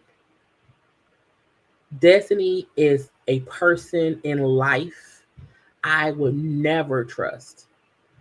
Never trust. You accuse me again of grooming you, of trying to see if you with it. That is so deceitful. Because that means Mel shouldn't be trusted around people because she want to fuck everybody.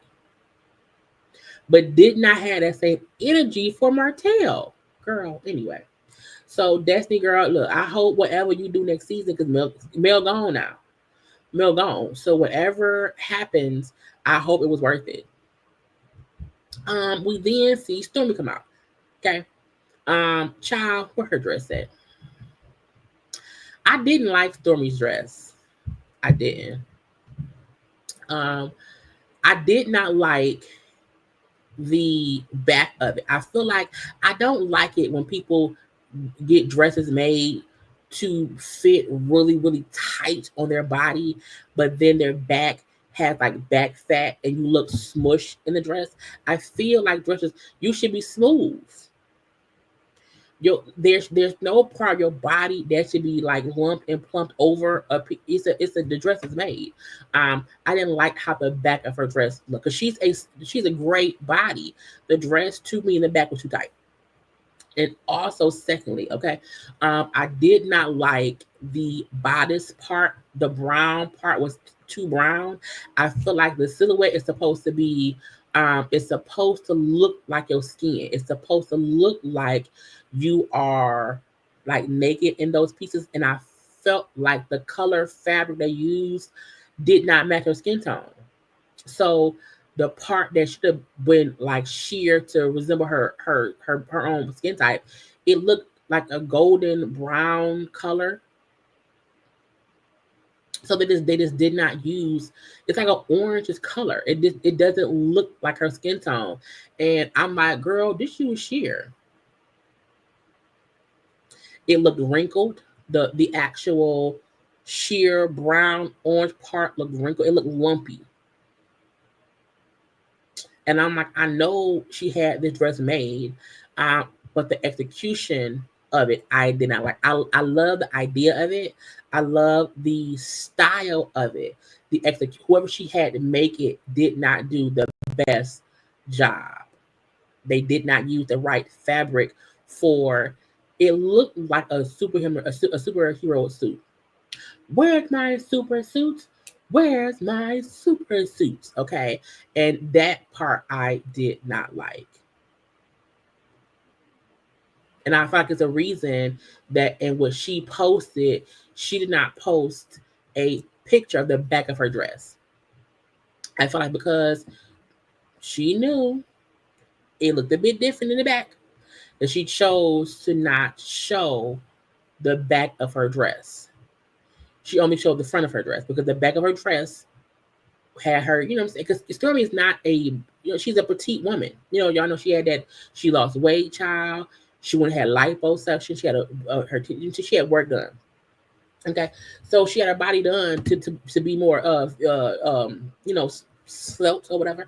So I'm like, the fact that the back of her dress was too tight and had like fat, I'm like, she ain't got no fat. The fuck? Okay. And, I love the braid down the front. That was great.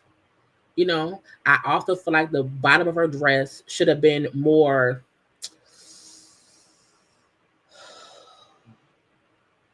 flowy, draped. and not like it's just fabric that is dropped to the ground. I feel like the feather she had to walk and hold the dress because the fabric was a bit too heavy. They're saying you should never have to walk and hold your dress.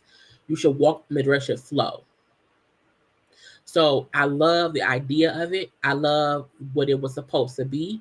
I love parts of it, but I also feel like whoever she paid to do the dress did not do it to the best that it could have been done, in my opinion. Okay. Her hair was great.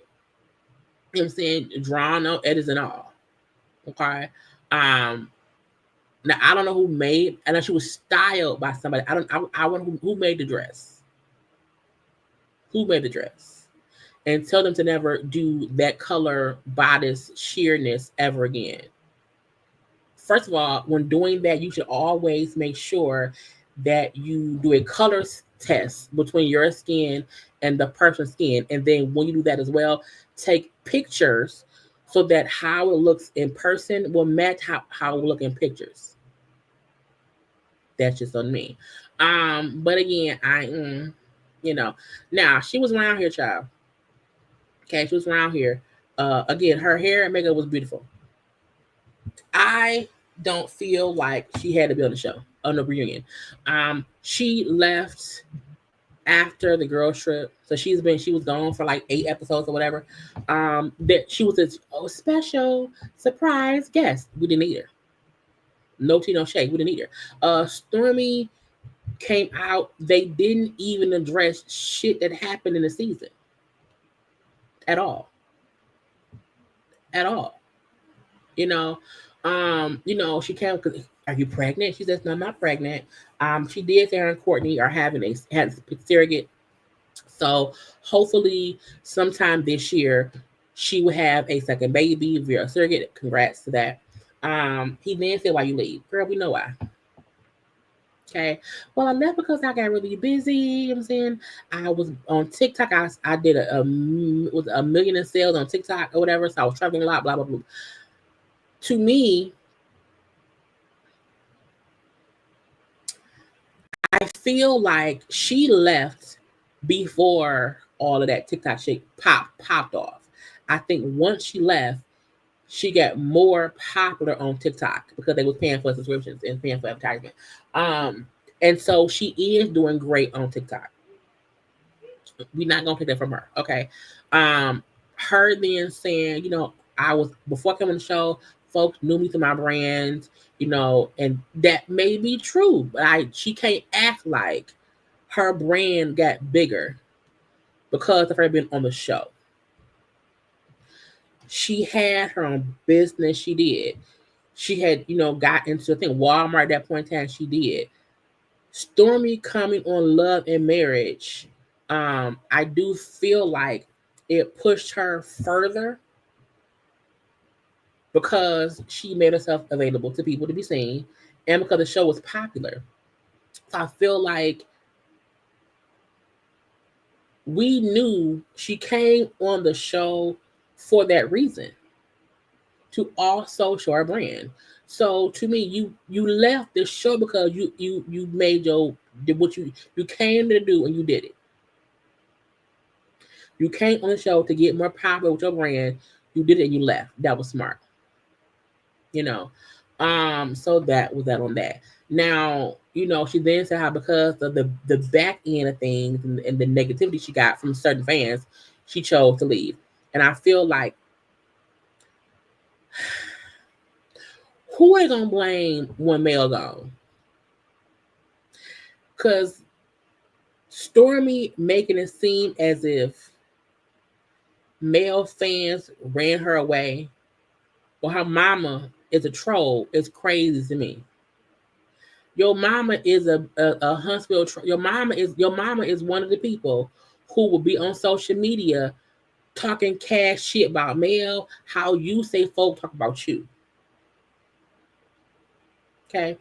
So I feel like there is this twisted narrative of truth, feelings, and just misrepresentation over things. Again, some folk did know you from your brand, but more people found out who you were and found out about your brand because of the show. I do feel like you were popping on TikTok, but I also feel like once you left the show, you got even more popular because you were able to travel and do all these things. You didn't have to stay for the show. So I think that's, a true thing. And blaming males fans, quote unquote males fans, for being, toxic or whatever. When your mama is a troll, it's crazy. I feel like we already knew you came on the show to get more popular and get more eyes on you. And I wish she would have said that too and just said, hey, I came on the show hoping to brand myself even further than what I was already known for.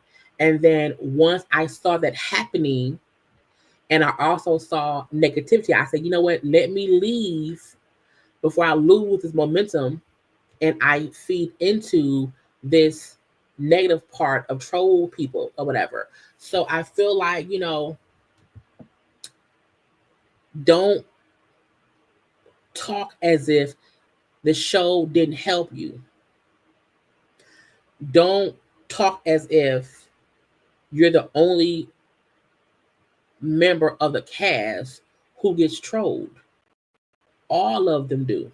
Kimmy does, Tisha does, Mel does, you did, Kiki did, the men do. I feel like everyone has a fan group that goes hard for them.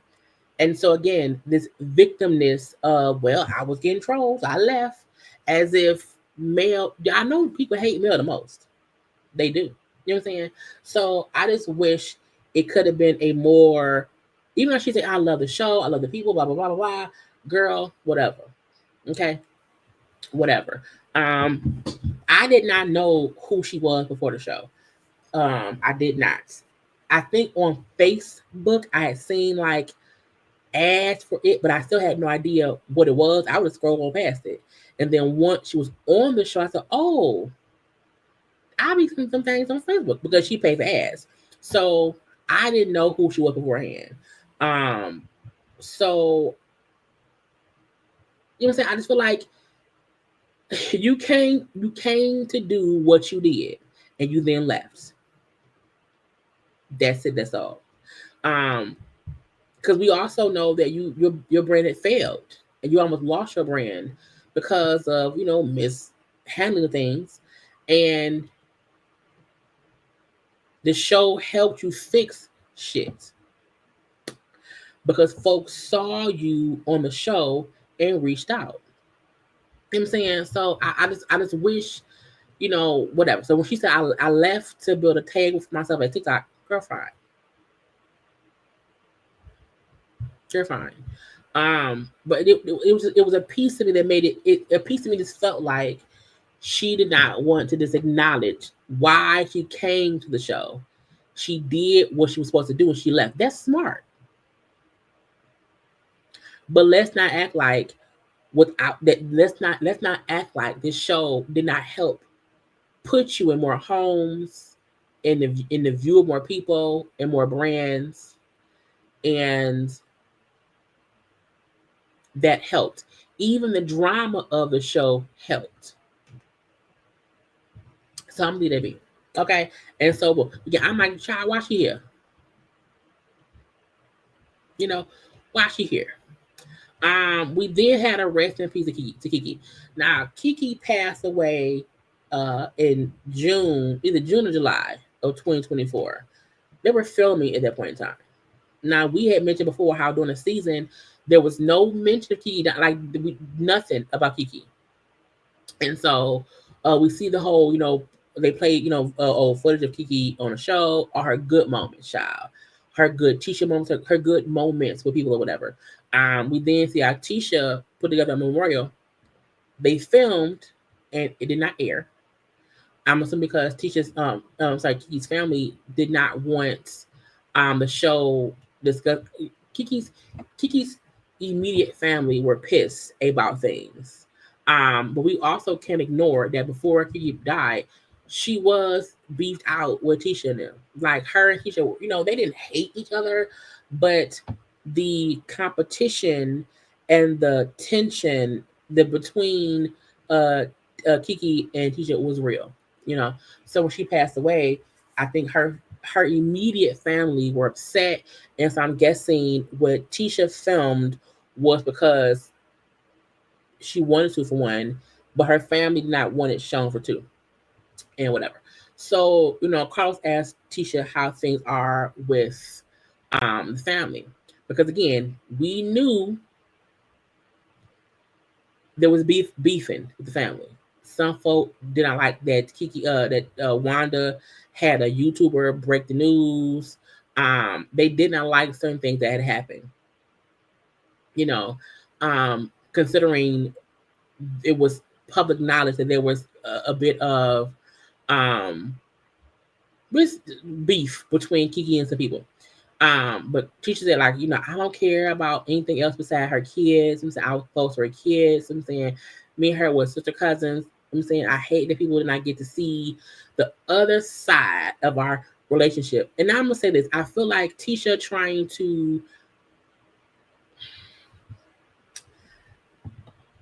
has every right to mourn her sister cousin. She has every right to feel like, dang, I wish folk knew how much we got along.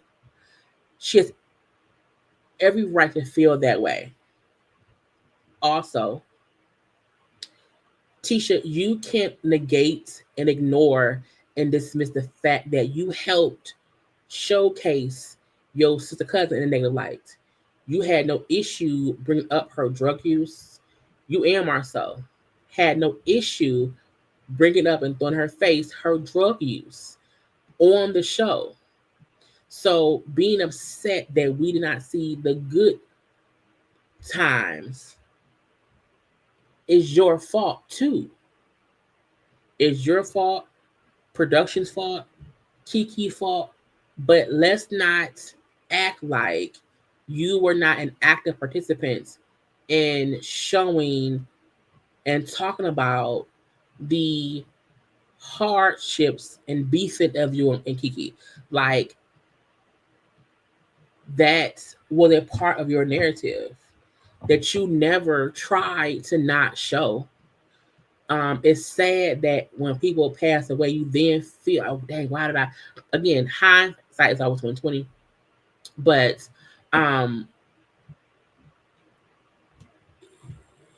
we can't ignore what happened. We can't. And to me, when folks were saying to you and Marceau, dang, why y'all spring her? Like, why bring up her past and make it feel like or seem like she back on drugs to try to demean and diminish her and not care how that makes her look and feel? And y'all had no problem doing that. So it's extremely sad that Kiki died. But the whole thing first saying, I don't care what anybody else say. And I'm like, no, how about, I'm sorry we've had those moments. I'm sorry we both did not think to try to fix it sooner. We can only see what you showed us. And while we did see some good moments between Kiki, we also saw you and your mama and your husband be like that with her. And it's sad that it took her dying for you to acknowledge that you wish y'all fix things sooner because she's not here anymore. You know what I'm saying? And that's a hard pill to swallow, is when there's any family member or friend, anyone that you love and you're at odds with for no real reason, and you ain't fixed it yet. And so Carlos then mentioned how Stormy paid for the funeral. And I said, what? So when Carlos said, so Stormy, we heard you fully paid for the funeral. And she said, well, yeah, I had a connection to Kiki. And I knew of her financial issues. And so she said, when I found out she died, I found a way to get in touch with Amin, her husband, Kiki's husband. And he had said he was just with a friend trying to figure out how to pay for the funeral. And she's like, I'm gonna pay for it. And I feel like, look, this I'm petty. The fact that Marcel and Tisha scream about how they're millionaires, and Tisha's like, oh, I wish. I feel like if Stormy knew about Kiki's financial issues, I think Tisha and Marcel did too. And so I also feel like, why didn't they pay for it? That's your, you know what I'm saying? Like, for instance, Mel and Destiny are not friends. If something happens to Destiny, I don't feel like Mel should step in. And you know what I'm saying? I feel like the stuff that happened between Mel and Destiny is not salvageable. I don't think either one of them wishes harm on the other, but I don't feel like if something happens, Mel should be the bigger person. No, I think Tisha say that was my sister cousin. I loved her. We were like sisters. Da, da, da, da. To me, if I'm beefing with my sister cousin and I'm the rich family, I'm the rich, wealthy one in a family, I know she and her family wasn't like that, whatever. Why would I not say, hey, Amin, I'm going to pay for it? Because I don't think Amin would say no, because if Amin talked to Stormy and told her how he was trying to figure out how to pay for things, I don't see Tisha or Marcel offering to pay, and they said no. So part of me felt like, why did Stormy even have to suggest that? You know what I'm saying? Period. That to me spoke volumes about something, you know, something and whatever. Because girl, why? And even the fact that Stormy had to say, I had to figure out a way to get in touch with the meaning she did not go through Tisha. Because remember, y'all, Tisha was the one cracking jokes. So she said some comment to Stormy about taking her pills or something in that realm of thing. The same way they would mess with Kiki. She said the same thing towards Stormy.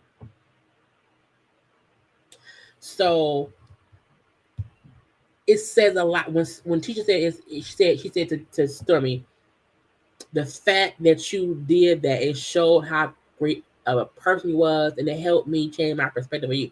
I was like, why didn't you pay? What happened with you? You know, and a part of me feel like that is why Tisha then said, you know, thank you for blah blah blah, because I think she knew folks was like, why was Stormy pay? Because y'all scream all day, we are multi-millionaires. You can a funeral can cost 15 grand. You can get a good funeral, 15 grand. You know what I'm saying? So Stormy paying, it probably wasn't, you know what I'm saying? It was what, okay. But I was like, I'm very surprised that Tisha and Marcel didn't pay for it. Now we didn't. I'm sure they cut out folk stuff or whatever. We didn't hear Marcel say nothing. Maurice was was crying because of her kids. It's not good how great she was, how active of a mom she was. Of course, the kids she hurts for. So a part of me feel like there's a reason Tisha did not pay for her sister cousin's funeral. It's a reason Stormy paid for it. And Carlos even bringing up who paid for a funeral is crazy. Because who paid for a funeral shouldn't matter. Who was buried. So that to me was kind of, again, Carlos was messy. He's a fully messy ass individual. But child weird to me. And we did hear you say that she's, life is short and saying, and how, we get beefed out with whatever, and we think you have time to fix it and you don't. If there's conflict she wants to not resolve, to move on, girl, if you say so. But I would never allow a friend from the TV show we was on to pay for my sister cousin's funeral. I feel like I just don't see a meaning them saying no, we won't take money from y'all to pay for it. I don't see that happening because no one wants to pay or figure out how to pay for a funeral, when they don't have the money for it. I'm pretty sure. Why didn't Carlos them offer? Because if folks knew, we heard Marceau and them, we've heard Marceau and Tisha mention Kiki borrowing money before she died. So it wasn't a secret that Kiki and them had some kind of money issues. So if everyone knew that, and when she died, why didn't Carlos, as a producer, just offer, "Hey, we at home, we're so sorry to hear that. It's so shocking. We want to just help in any way. Can we pay for the funeral?" You know what I'm saying? As her production, we want to. That's the least we can do, and make sure it's stated. It won't be filmed. It's just us doing that, so that way, y'all have a bit of a rest. But Carlos and them didn't offer to pay, as far as we know. Tisha and them ain't paid, as far as we know. Stormy paid. I'm saying, when he then said, like, because he said, Carlos said, the reason for the reunions is so that everyone can find some kind of resolve to move forward, you know what I'm saying? And that how none of them expected to lose Kiki or whatever. She was so young, full of life or whatever. It was shocking that she died. He like, I hope today we can all walk away here and have no regret. Child, they all on stage, child toasting and shit on the thing or whatever. And him saying, I hope we can all walk away today with no regrets. Okay, we can all say, I love you, we good, and move forward. And I was like, hell no. Everyone don't need, look, I'm not saying anyone there should stay beat out, but sometimes resolution is, I don't fuck with you. I don't wish no harm on you. I don't wish no negativity. I don't wish nothing bad to you. We have nothing else to discuss. We cool. We done. It's up and stuck forever in the day, bitch. Peace. That is also resolved. Carlos, there was no reason for Destiny and Mel to even try to rekindle no, that's done. That's the reason sometimes things get messier, is because once resolve is found, people try to push it further. Okay, y'all cordial. How about y'all become friends? No, being we cordial. I can say hi and bye. That's it. If they would have left Mel and Martell alone, left them as a divorced couple and not be joking and laughing or blah, blah, this show did not have to go down the storm hole. So Carlos' notion that, he wants resolve here, and because we don't know. No, you don't. No, you don't. You won't mess. No one wants anyone dead. Okay. However, you don't want resolve. You want a start to the next season. You want a start to the next season. And the sooner folk understand he's producing a show, he wants folk to come in next season to see what they're going to say about this and that. And you can tell no one felt like Mel would leave. I feel everyone felt like next season we all have something to hash out with Mel that was said at the reunion. And then we good for next season. And now that Mel ain't here, what y'all gonna do? Because Mel gone, Stormy gone, Kiki dead. Tisha can't discuss Kiki. And if they come up discussing Mel, child, what next? And if y'all bring on Coleslaw, that is a double-edged sword, and the show is dead. You hear me? Anyway, y'all, that was it. That was all. Okay. Again, I don't plan to fully review this show come the next season. I will watch the first episode to see what they talk about, because I just wonder what's gonna happen. But unless there are new people, and unless they fully open up their own lives and it's not about Mel, I don't see anyone still watching this show, because there's no point in it. It's pointless. You know what I'm saying? You can tell that Karla was excited about the next season because he thought Mel and Martell. Ken and Martell hashing shit out about what he said about Trisha. You know, Mel and Trisha hashing shit out. You know, Kimmy and Mel talking shit out. And now they can't do that. So I do wonder how it's going to pan out next season. But again, I see a lot of us tuning in for the first episode to see what it's going to be. I don't see people staying tuned in if there isn't a complete shift, and if the Scots and whoever else is on there fully puts in their real issues. But I promise y'all, if they go into next season trying to be pissed at Mel or use any part of Mel leaving as their storyline this season, no one will stick around. No one. They've been filming now for a couple weeks. I know I just seen how Chichi had posted on IG. They were on a trip there and Willa. I don't think it's a cash trip. Well, I'm not sure. I don't know. But you know, we shall see what happens going forward. If Wanda go live, if I'm not looking into anyone live who was not on the show.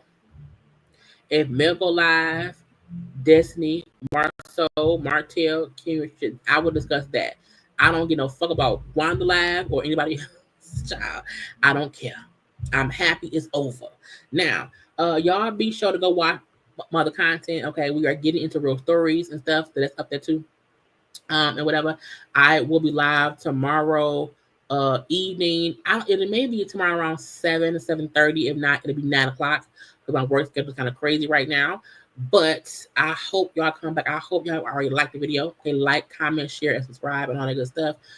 Look, don't y'all go away because I'm not doing this show no more. Y'all better come back and watch other stuff. Okay, I love you all. I gotta go. I'm tired. I need a nap. It's 8:30. But I will talk to y'all tomorrow on a live chat. Be safe, be warm. I gotta go. Bye.